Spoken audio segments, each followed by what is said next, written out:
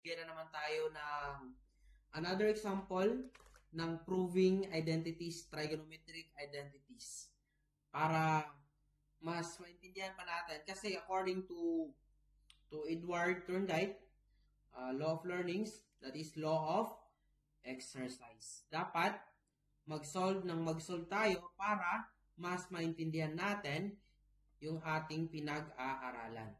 Especially kapag trigonometric identities, we cannot really deny the fact na marami talagang identities sa trigonometry. Pero, ang importante lang, dapat alam natin yung mga basic natin. Okay? Okay, ilagay muna natin yung ating super hexagon. Dapat alam nyo ito guys, para hindi kayo mahirapan. Dapat ito yung sequence niya, tangent x, sin x, cosine x, then kaharap niya si cotangent x. Diba sin x, cosecant x, then cosecant is secant x, then 1 sa gitna.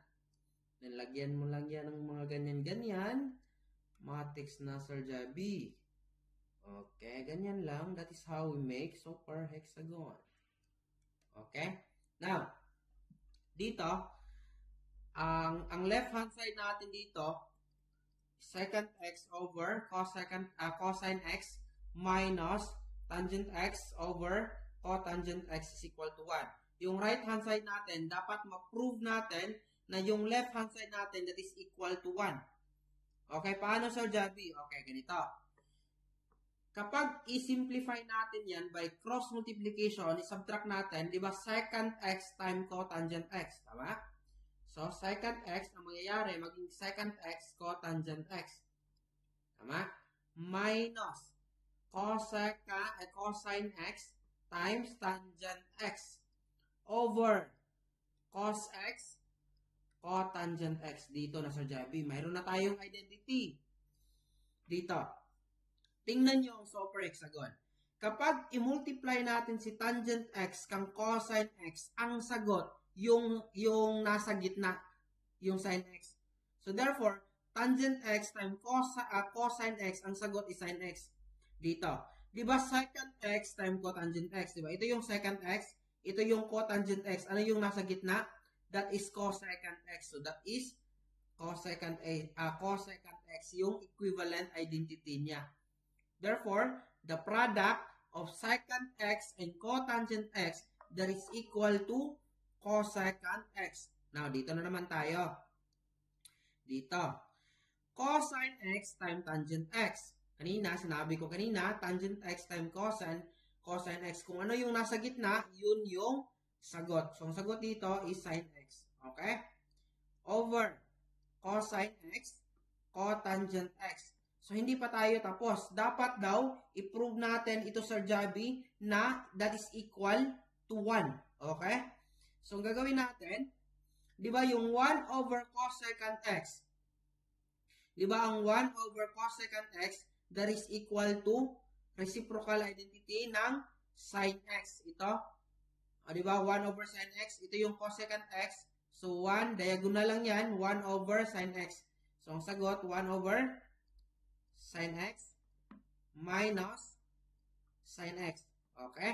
So, over cosecant x, cotangent x. Hindi pa tayo tapos, Sir Javi. I-simplify natin yung numerator. So, mayroon yung 1 denominator. So, that is 1 minus, cross multiply lang, sin squared x over sin. Tama? Over cosine x, cotangent x. So, lagay natin sa next.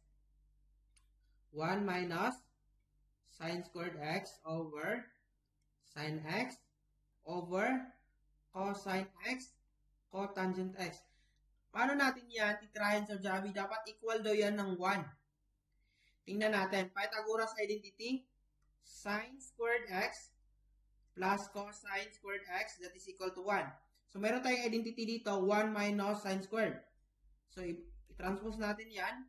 Maging cosine squared x, 1 minus sin squared x. So, ito daw, that is equal to cosine squared x over sin x. Tama? Over cosine x, cotangent x. Dito, Sir Javi, meron tayong identity again. So, dito, ilagay lang natin cosine squared x over sin x. Tama? Then, reciprocal ng cosine, that is 1 over cosine x, cotangent x. Kasi division yan, law of multiplication, reciprocal. Dito. Ang gagawin natin, ano nang gagawin natin dito? Ano na? Okay. Dito, atin ito i-simplify. Di ba itong cosine squared x, that is cosine. So, ang matira na yan, that is cosine now. Cosine x. Tama? Over sin x, cotangent x. Tama ba? Di ba dito? Di ba? Pwede natin yan gagawin ganito. Cosine x over sin x times 1 over cotangent x. Tama?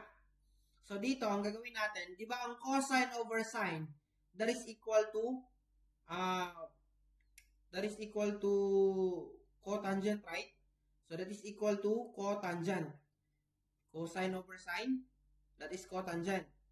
Okay, that is cotangent times 1 over cotangent x. So, isimplify natin yan. Ang sagot is cotangent x over cotangent x. So, that is, divide lang natin yan, that is equal to 1. Therefore, nakuha natin, yung sagot natin is equal to 1. Okay? Yun lang, dapat alam natin yung mga quotient identity, reciprocal identity, okay, marami kasing identity, Pythagoras identity, co-function identity. So, yun. Dapat alam natin yung mga identity natin. Okay? Shake muna kayo. Shake lang kayo dyan. Bahala kayo sa buhay nyo. Okay.